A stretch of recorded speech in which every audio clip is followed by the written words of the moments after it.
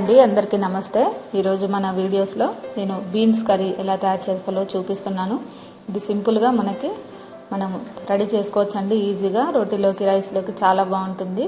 ముందుగా ఒక 1/2 kilo beans కడిగేసి కొన్ని వాటర్ వేసి కొంచెం ఉప్పు వేసి మనం మీడియం ఫ్లేమ్లో ఒక 5 నిమిషాల పాటు ఉడికించుకోవాలి.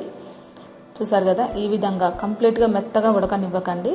ఇలా ఒక 5 నిమిషాలు హై ఫ్లేమ్లో కానీ మీడియం ఫ్లేమ్లో కానీ ఒక 5 నిమిషాలు ఉడికితే సరిపోతుంది.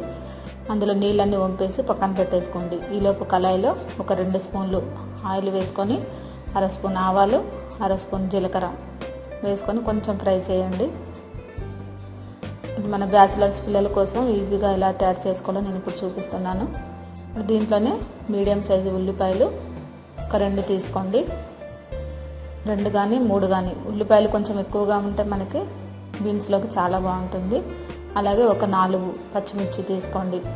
మీడియం సైజు ఉల్లిపాయలు 3, ఒక 4 పచ్చిమిర్చి, ఒక రెమ్మ కరివేపాకు, అలాగే పసుపు కొంచెం 1/2 స్పూన్ వేసుకోండి. ఇవన్నీ కూడా కొంచెం ఫ్రై అవ్వనివ్వండి ఒక 2 నిమిషాల పాటు. కొంచెం ఫ్రై అయిన తర్వాత దీంట్లో అల్లం వెల్లుల్లి పేస్ట్ వేసుకోండి.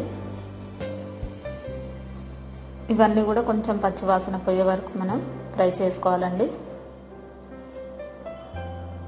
ఇది కొంచెం ఫ్రై అయిన తర్వాత దీంట్లో మనం ఉడికించి పెట్టుకున్న బీన్స్ని వేసేసుకోవాలి. మాడకుండా జాగ్రత్త పడితే సరిపోతుందండి.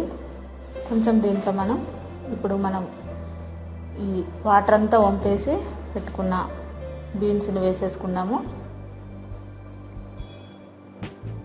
చూసారు కదా, ఈ విధంగా ఉడకాలన్నమాట మనకి. ఎందుకంటే మరీ మెత్తగా ఉడికిపోతే మటుకు దీంట్లో పేస్ట్ అయిపోతాయండి మనం కర్రీ చేసుకునేటప్పుడు. అలా కాకుండా మనం ఒక 5 నిమిషాలే ఉడికించుకుంటే సరిపోతుంది బీన్స్ని.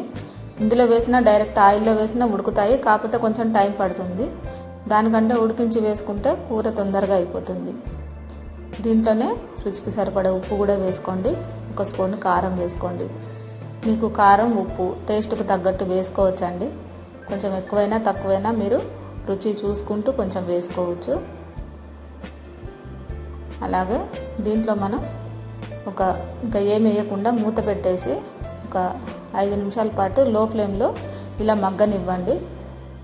చూసారు కదా, చక్కగా మగ్గిపోయాయి. ఇప్పుడు దీంట్లోనే మనం జీలకర్ర పొడి, అలాగే ధనియాల పొడి 1/2 స్పూన్ వేసుకోండి. చూసారు కదా, ఈ విధంగా మీరు రెడీ చేసుకొని కర్రీ చేసుకోవచ్చండి. ఇప్పుడు మీకు ఒకవేళ దీంట్లో అల్లం పేస్ట్ కానీ, జీలకర్ర పొడి కానీ, ధనియాల పొడి ఇష్టం లేని వాళ్ళు చివర్లో వెల్లుల్లిపాయలు ఒక 7-8 దంచి వేసుకోవచ్చండి. చాలా రుచిగా ఉంటుంది అలా కూడా. చూసారు కదా, ఈ విధంగా కొత్తిమీర వేసుకొని మీరు ఈ కర్రీని రెడీ చేసుకోవచ్చు. దీంట్లో మనకి కాంబినేషన్గా చారు, ఏదైనా టమాటా చారు కానీ, లేదంటే పప్పుచారు కానీ, లేదంటే పచ్చిపులుసు కానీ, ఏది ఉన్నా పక్కన కాంబినేషన్లో చాలా బాగుంటుంది. రోటీలకైతే ఎక్సలెంట్గా ఉంటుందండి ఈ కర్రీ. మీకు ఒకవేళ రైస్లో కావాలన్నా పక్కన కాంబినేషన్గా చారు పెట్టుకోవచ్చు, డైరెక్ట్గా తిన్నా బాగుంటుంది. ఈ రెసిపీ మీకు నచ్చే ఉంటుంది అనుకుంటున్నాను. ఈ రెసిపీ మీకు నచ్చినట్లయితే లైక్ చేయండి, షేర్ చేయండి, సబ్స్క్రైబ్ చేయండి. ఓకేనండి, అందరికీ థ్యాంక్ యూ అండి.